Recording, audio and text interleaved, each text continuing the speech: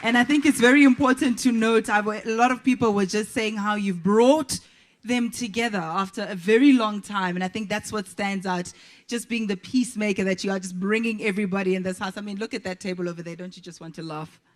Thank you. I am an African.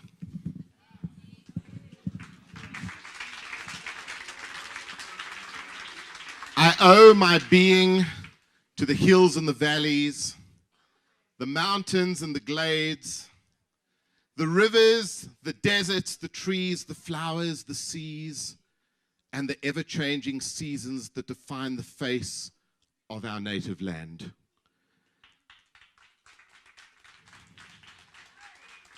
At times, and in fear, I have wondered whether I should concede equal citizenship of our country to the leopard and the lion, the elephant and the springbok, the hyena, the black mamba, and the pestilential mosquito.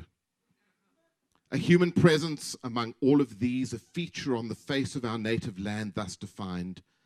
I know that none dare challenge me when I say I am an African.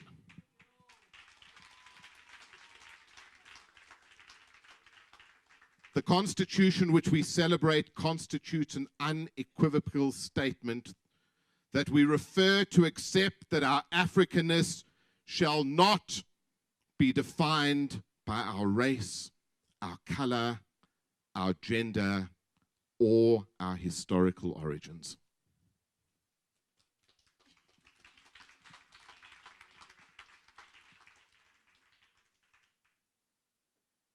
Former President Motlanthe, Rolf Meyer, Pickbuerta, Dr. Poza,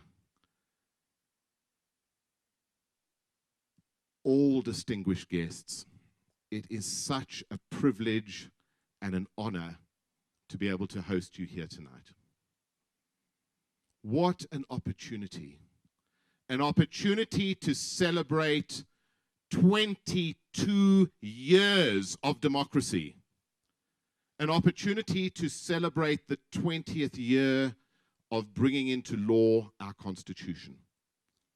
Most of you will recognize the piece that I've just read as an extract from the famous I Am an African speech made by Thabo Mbeki when our Constitution was brought into law in Parliament 20 years ago. Here I am, a white Jewish South African, able to proudly proclaim in front of all of you and the world that I am an African.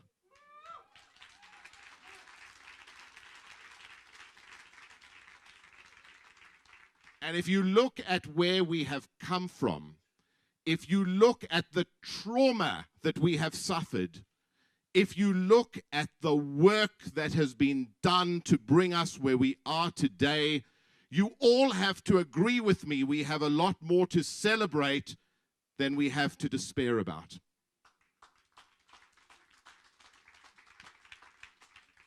We live in a world today where chaos is the new normal. We live in a world today where the problems that we face in South Africa are completely irrelevant and trivial compared to what's going on around us in the rest of the world. And here we are, a bastion of reconciliation. A country that has achieved reconciliation beyond all odds. And I think we need to celebrate this. But in 1994, we made one fundamental mistake.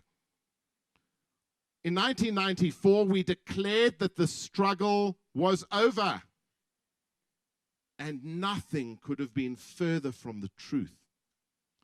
The truth is that the struggle only just began. Except it was a different struggle. I had the great privilege of doing a television interview this morning with Dr. Lutuli. And before the interview, we just aligned ourselves to make sure we were giving the same message. And she said to me, you know what happened in 1994? up until 1994, we all knew that the struggle was about work. The struggle was about effort. The struggle was about energy. And after 1994, we forgot that we had to work. And she's so right. So here I am today, having the privilege to celebrate with all of you one of the greatest achievements of the democracy building process, our Constitution.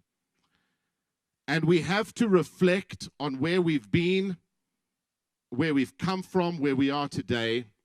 And I have to call on all of you, the luminaries, the people that were actively involved in the struggle, students, average citizens, to return to the struggle, to return to a mindset that says that we haven't yet achieved our potential, to embrace the fact that we are privileged to have a roadmap.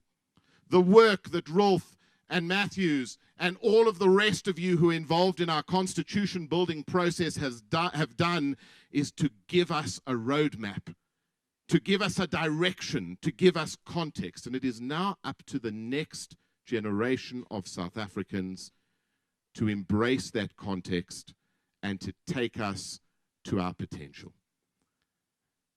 And with that, I have to ask you all to return to the struggle, to take up the struggle to end poverty, to take up the struggle to educate our people, to take up the struggle to create a positive environment with which we need to build our democracy.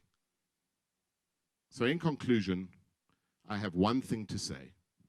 Aluta continua, let the struggle continue, and all join me in this new struggle.